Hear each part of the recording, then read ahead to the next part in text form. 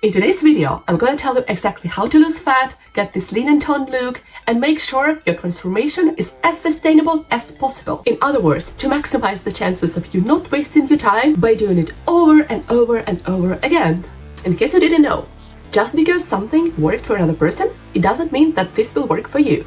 Therefore, I had no choice but base this video on the research. And no way it's possible to skip a chapter on YouTube. However, I have divided this video into 3 parts. We're gonna talk about nutrition, workouts, and everything else. So let's go and find out what this whole thing is about. So the first thing that we need to do here is actually to define our goal. And our goal here is body weight composition. This is basically when you lose fat and also gain muscle at the same time. It is clear that we would like to lose fat.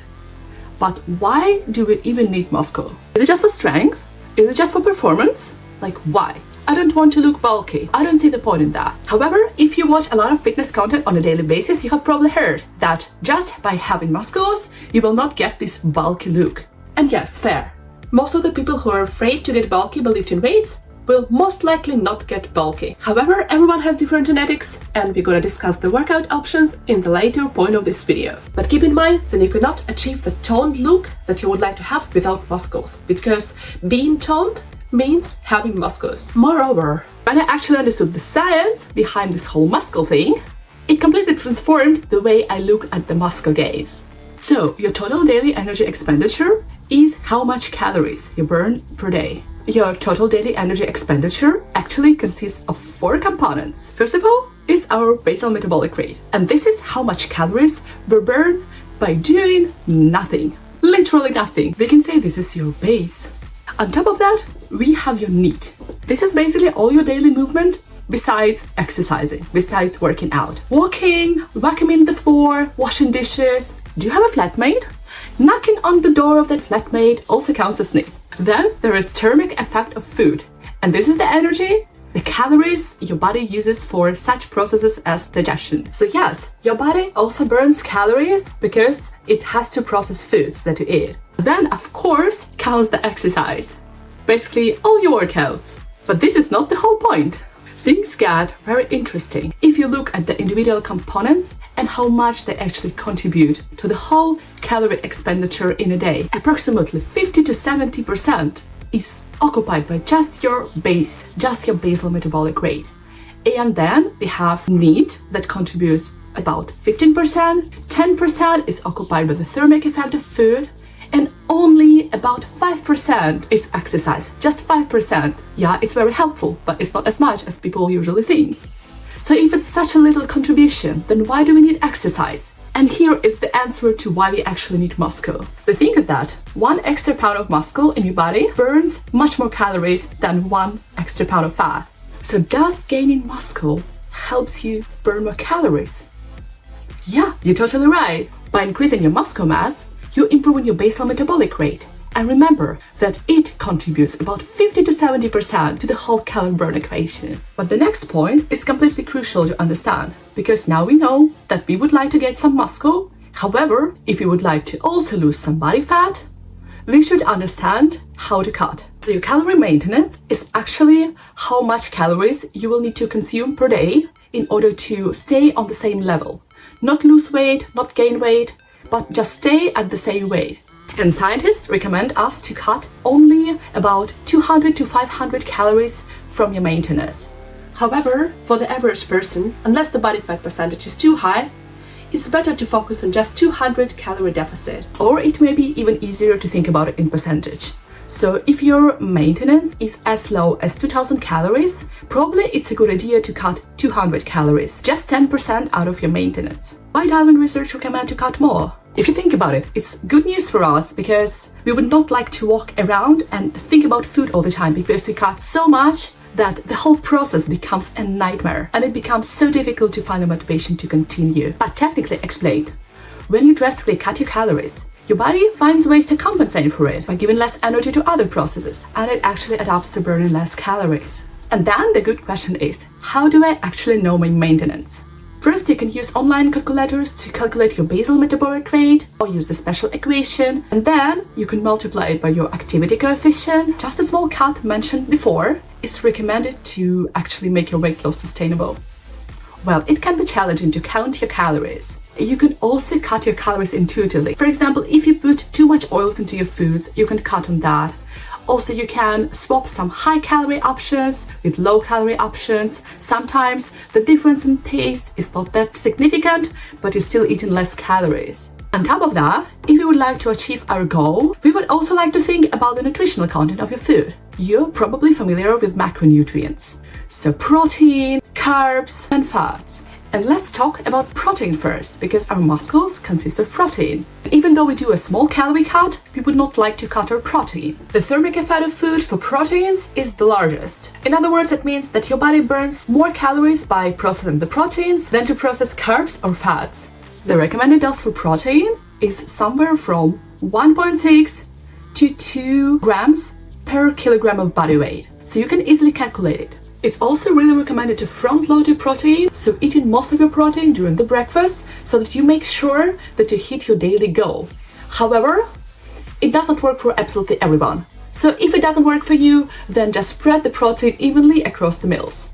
Carbohydrates, or carbs, are basically sugars, starches, or fibers. And if we come back to our thermic effect of food, the next nutrient that burns the most calories after the protein is actually complex carbs. Complex carbs are really good for you because they're nutrient dense and they keep you full for longer. And then we have the fats. Yes, your body also needs fats because they support some crucial functions. You still need fats to not mess up your hormones. But it is important to focus on the right sources of fat. Healthy fats like avocados, nuts, or fatty fish are the ones we're talking about. The trans fats are the ones we would like to really limit because they contribute to production of the bad cholesterol. Just keep that in mind when sorting out your food priorities.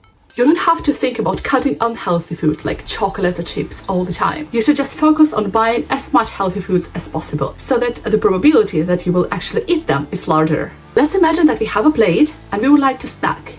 And you have those delicious chips you would really like to try, you crave them. So instead of filling up the whole plate with pearly chips, you can put chips on one side of the plate and another side of the plate. Let it be some healthy snack like carrots or cucumbers. And then, because you eat the whole volume and you're already full, you will most likely not eat more chips than you would actually like. It's a really good trick and it works a lot of times. But what about micronutrients, like vitamins and minerals? Most of those still should be part of your diet, so your diet shall be rich in nutrient-dense foods. However, it's very common for people to have deficiencies. For example, I live in the north and we have mass vitamin D deficiency. It's very important to take the relevant supplements. However, don't just blindly copy what other people are taking, because they may live in a completely different environment than you and also have a completely different genetics. Keep that in mind. So now let's talk about the most interesting thing, training. I guess training should also be optimized for our goal, and it should also help us to build the long-term healthy habits. So which type of training shall we choose? First thing that comes to mind when you think about calorie burn is, of course, cardio.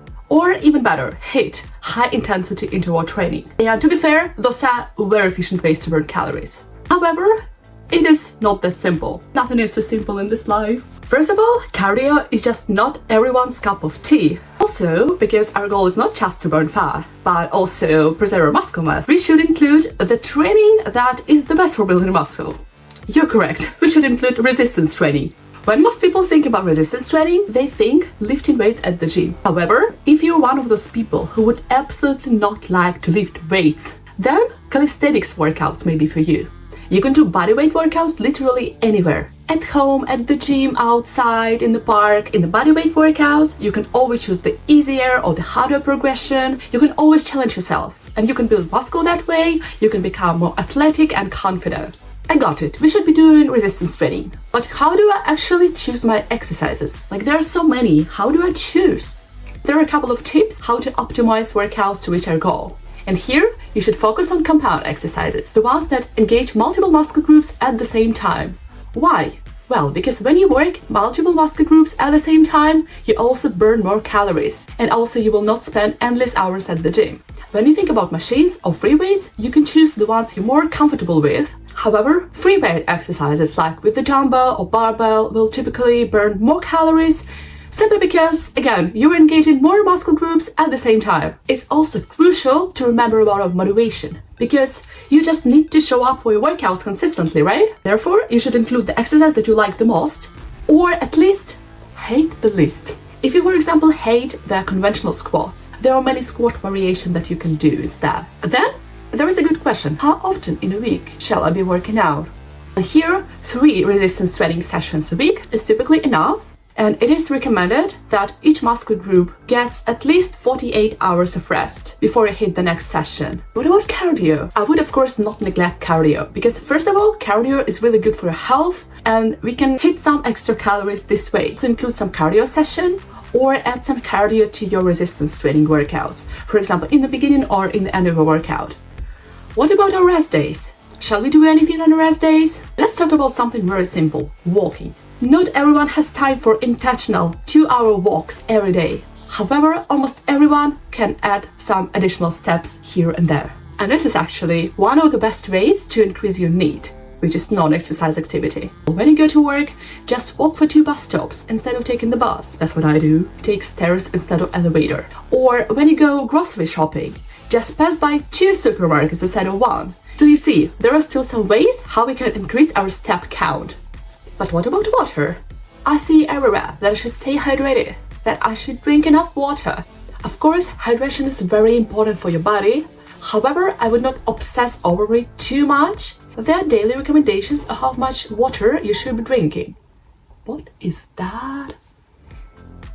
For example, I am living in the north, and when I'm here, it's hard for me to drink as much water as if I would live in the south. When I travel to southern parallels, because it's just hotter, most of the time, I just end up drinking more water. However, I still make sure I stay hydrated by implementing some tricks. For example, finding cooler ways to drink water. Finding the cool jar and the straw makes the whole process more fun. And also having the water bottle somewhere next to my laptop works all the time, because when you see it, you're more likely to use it. Of course, knowing about the right nutrition, right workouts, exercising is good. However, I was completely neglecting the next point while I was trying to build muscle and I was wondering why am I always so fatigued. When you're not getting enough sleep for many days in a row, it hurts your progress tremendously. This is because not getting enough sleep contributes to your body producing more of the hormone called cortisol. And this is the stress hormone, which boosts the fat storage, however suppresses the muscle growth. Of course, there are also other factors of stress and it's not possible to avoid it at all costs. However, it's still possible to limit it. For instance, at work, you can try to take things less personally. This is just about your job assignments. However, it does not define you as a person. Okay, this is the topic for completely another video. However, I think it's very important to mention because a lot of people just completely neglect the stress factors. We are all humans and our progress is non-linear. If your scale suddenly shows more on Friday than on Thursday of the same week, it says nothing because a lot of factors can contribute to your weight fluctuations throughout the whole week. Also, scale or your weight is not the greatest representation of the actual state of your body because your weight can come both from muscles and fat. Much better indicators of your progress is, for example, how your clothing fit or how easy for you it becomes to walk up the stairs compared to the previous month. I really encourage you to think long term and follow the general trend. So I'm really happy that you have joined me today and I wish you the best luck, a very nice day or evening or night if you're watching it at night. However, I still hope you're getting enough sleep and we see each other in the next video.